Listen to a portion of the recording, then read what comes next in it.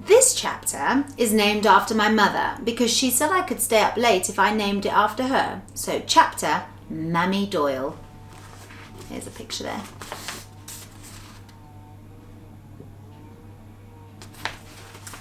The biggest giggler looked over the wall. 5 inches, she said.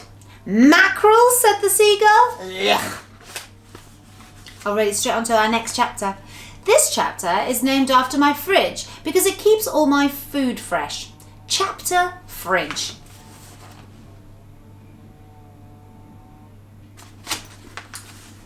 At the exact same time that Mr. Mac was heading for the poo, Jimmy Mac fell off a stool in the kitchen as he leaned over to fill his mouth with porridge. The porridge bowl flipped over and landed on Robbie's head. Ouch, said Jimmy. Me bum. Ouch, said Robbie. Me head. Billie Jean came into the kitchen. She was wearing big boots and snow goggles. She had a long rope tied around her waist. She was carrying Kayla on her back and she was sweating. Billie Jean was a mountain climber. She practiced her climbing every day by running up the stairs with Kayla on her back. She did this for 3 hours every morning and rested only once for 5 minutes in a tent that she'd pitched in the hall. Billie Jean wanted to climb the highest mountain in every country in the world. She'd already climbed a lot of them in Argentina, Kenya, Australia, and lots of other countries. The first mountain she'd ever climbed was in Holland. Holland is a very flat country and its highest mountain is only 10 feet high. It's so small, nobody had ever given it a name. But when Billie Jean got to the top, she named it Mr. Mac Mountain after her all-time favourite husband. Billie Jean, by the way, was the keep saying great for 20 minutes, granddaughter of Elvis Og O'Leary, the little boy who tried to keep the snakes in Ireland. The next mountain Billie Jean was going to climb was Blue Mountain Peak in Jamaica. She was leaving the biggest one, Mount Everest in Nepal, until last. She wanted to wait until Kayla was older and then they would climb it together. Kayla was looking forward to it. All that running up the stairs on her mammy's back had given her a love of heights and adventure. What happened? Said Billie Jean when she saw Jimmy on the floor. I broke me bum, said Jimmy. She laughed. There's half an hour to go before school, she said. Why don't you go out and play? Jimmy forgot about his sore bum and ran out of the back door. Bring Kayla with you, said Billie Jean. Okay, said Robbie as he rubbed some of the porridge off his hair with a tea towel. Come on, Kayla. He put Kayla on his shoulders. Hang on to my hair, he said. Abba, said Kayla. It's okay, Robbie told her. It's only porridge. They ran around to the front of the house and played with the burst ball. Kayla sat on top of the wall and pretended she was on top of Mount Everest. She was a good balancer.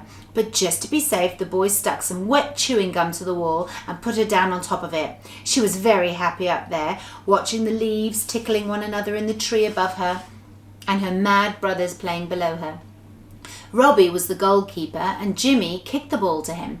Robbie's hands missed the ball, but he caught it with his face. It bounced off his nose, hit Jimmy's elbow, and bounced again under an old oil drum. Ouch, said Jimmy. Me elbow! Ouch, said Robbie. Me nose! Me nose. The drum was upside down and heavy, too heavy for the boys to lift it. It had been there for years, since long before the Macs had lived there. Mr. Mac said that it had fallen out of the sky and that the Wicked Witch of the East was under it, but the Mac brothers weren't sure about that. Anyway, the ball was under it now. Now what will we do, said Robbie. Abba, said Kayla. Oh, good idea, Kayla, said Robbie. The boys ran off and got one of Billie Jean's mountain climbing ropes from the shed. They came back and tied one end of the rope around the oil drum, and then they threw the other end over a branch of the tree. Now what? Said Jimmy. Abba! Brilliant idea. They lifted Kayla until she held the other end of the rope. She dangled happily, but she wasn't heavy enough to budge the bin. Abba, she said. Mega brilliant idea. The boys gathered some stones and put them into Kayla's nappy. She became heavier and heavier, and as she dropped slowly to the ground, the bin was slowly lifted. There was soon a space big enough for Jimmy, and he crawled under the drum. Can you see the ball? Robbie shouted. No, Jimmy shouted back. Well, what can you see? A monster! Well, there's the picture.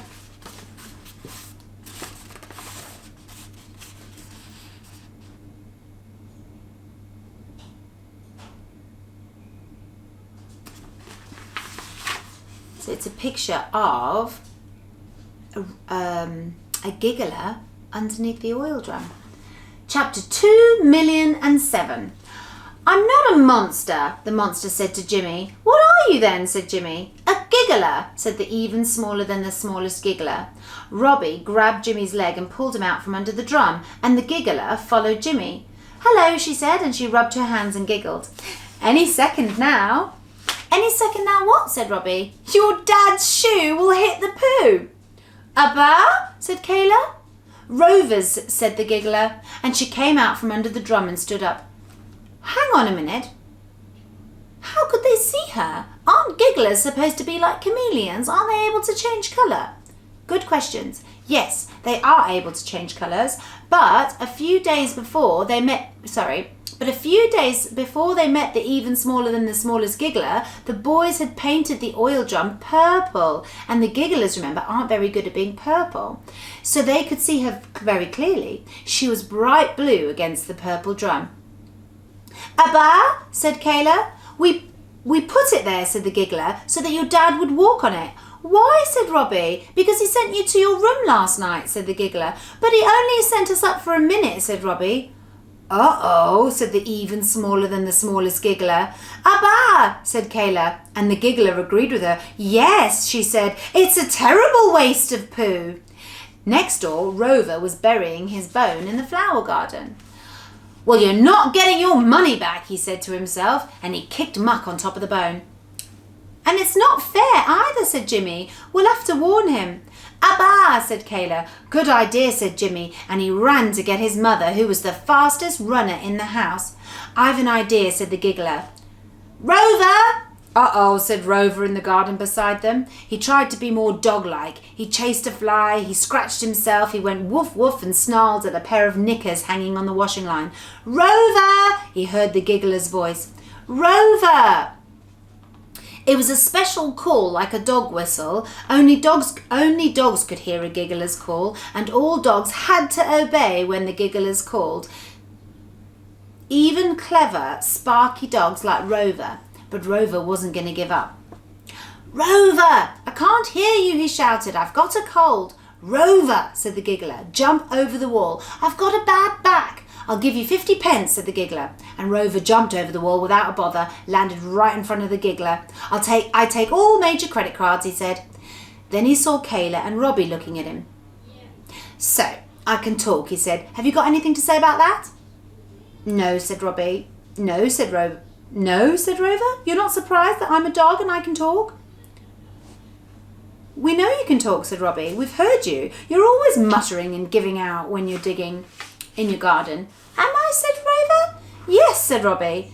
How long have you known, said Rover. Abba, said Kayla. That long, said Rover. Oh, I'd better be more careful. The adults might hear me. Don't worry, said Robbie. The adults don't listen. They just think you're barking. He turned back to the giggler. So what's the story, Gig? Mr. Mac's foot is heading for your poo. We have to stop him. My poo, said Rover. If he lands in it, he'll never escape. It's the best poo in the business. It's super poo. He ran to the wall. Hop on, kid. And Kayla jumped down onto his back. Hang on to my ears, said Rover. And he ran out of the gate and headed for the train station. The giggler jumped onto Robbie's back. Follow that baby, he said. And Robbie ran. Billie Jean ran out of the house with Jimmy on her back. Follow that giggler, said Jimmy. And Billie Jean kept running. Oh, it's a bit of a crazy story, isn't it? We'll read more in a bit.